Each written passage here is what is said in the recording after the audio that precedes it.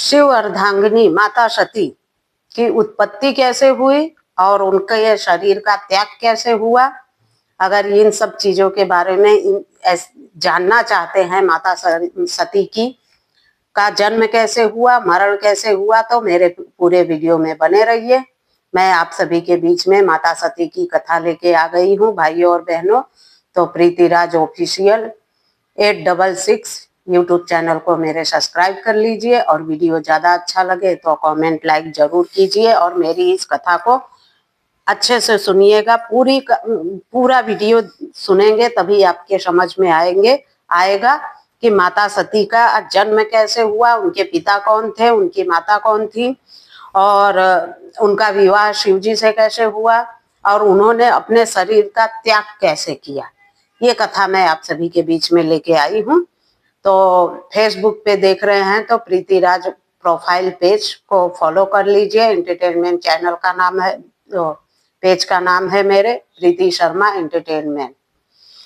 तक्ष प्रजापति की कई पुत्रियां थी, सभी पुत्रियां गुणवंती थी, पर तक्ष के मन में संतोष नहीं था। वे चाहते थे उनके घर में एक ऐसी पुत्री का जन्म हो जो शक्ति संपन्न हो,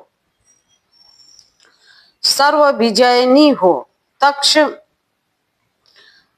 एक ऐसी पुत्री के लिए तप करने लगे। तप करते करते अधिक दिन बीत गए तो भगवती आद्य शक्ति ने प्रकट होकर कहा, मैं तुम्हारे तप से प्रसन्न हूँ, मैं स्वयं पुत्री के रूप में तुम्हारे यहाँ जन्म धारण करूंगी। माता आदि शक्ति जननी, जब राजा तक्ष ने तपस्या की तो वो माता आदि शक्ति उनके ऊपर प्रसन्न हुई और उन्होंने उनको आशीर्वाद दिया कि मैं तुम्हारे घर में पुत्री के रूप में जन्म लूंगी। भाइयों और बहनों, मेरा नाम होगा सती, मैं सती के रूप में जन्म लेकर अपनी लीलाओं का विस्तार करूंगी। फलतः भगवती आद्य शक्ति ने सती रूप में तक्ष के यहाँ जन्म लिया। सती तक्ष की सभी पुत्रियों में से अलौकिक थी, वह अतीव शक्ति संपन्न भी थी। उन्होंने बाल्यकाल में ही कई ऐसे अलौकिक कृत्य कर दिए थे जिन्हें देखकर स्वयं तक्ष को भी विस्मय की लहरों में डूब जाना पड़ा। जब सती विवाह योग्य हुई तो तक्ष को उनके लिए वर की चिंता हुई। उन्होंने ब्रह्मा जी से परामर्श किया। ब्रह्मा जी ने कहा, सती आद्य शक्ति हैं का अवतार हैं। आदि शक्ति और शिव आदि पुरुष हैं, अतः सती के विवाह के लिए शिव ही योग्य और उचित वर हैं। ब्रह्मा जी ने परामर्श दिया कि वो आदि शक्ति हैं और उनके लिए वर के रूप में तो शिव जी से बेहतर कोई हो ही नहीं सकता। तो तक्ष ने ब्रह्मा जी की बात मानकर सती का विवाह भगवान शिव के साथ कर दिया। सती कैलाश में जाकर भगवान शिव के साथ रहने लगी। यद्यपि भगवान शिव तक्ष के जामाता थे, किंतु एक ऐसी घटना घटी जिसके कारण तक्ष के हृदय में भगवान शिव के प्रति वैर और विरोध पैदा हो गया। घटना इस प्रकार थी, एक बार ब्रह्मा जी ने धर्म के निरूपण के लिए एक सभा का आयोजन किया था। सभी बड़े बड़े देवता सभा के एकत्र थे।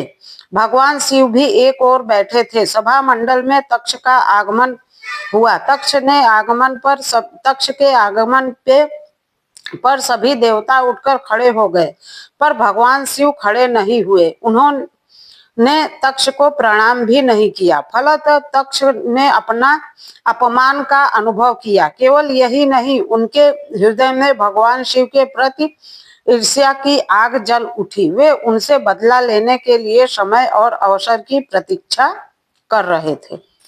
राजा तक्ष को उनको अपमान जैसा लगा तो वो भी प्रतीक्षा करने लगा कि कोई बात नहीं, मैं बदला तो लूंगा ही। भगवान शिव को किसी को मान और किसी को अपमान से क्या मतलब, वे तो समदर्शी हैं। उन्हें तो चारों ओर अमृत ही अमृत दिखाई पड़ता है। जहाँ अमृत होता है वहाँ कड़वाहट और क्लेशपन का क्या काम। भगवान शिव कैलाश के दिन रात राम राम कहा करते थे। सती के मन में जिज्ञासा उत्पन्न हो उठी। उन्होंने अवसर पाकर भगवान शिव से प्रश्न किया, आप राम राम क्यों करते हैं? राम कौन है? तो भाइयों और बहनों, आगे की कथा मैं आप सभी को कल सुनाऊंगी।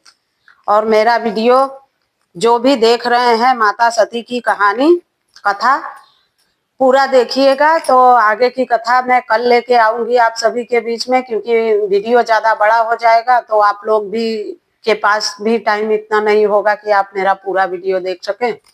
तो छोटे छोटे वीडियो में कथा लेके आती हूँ। तो सती की कथा आज से मैंने प्रारंभ की है और 2-3 दिन में पूरी हो जाएगी। तो आप सभी मेरा पूरा वीडियो देखिएगा।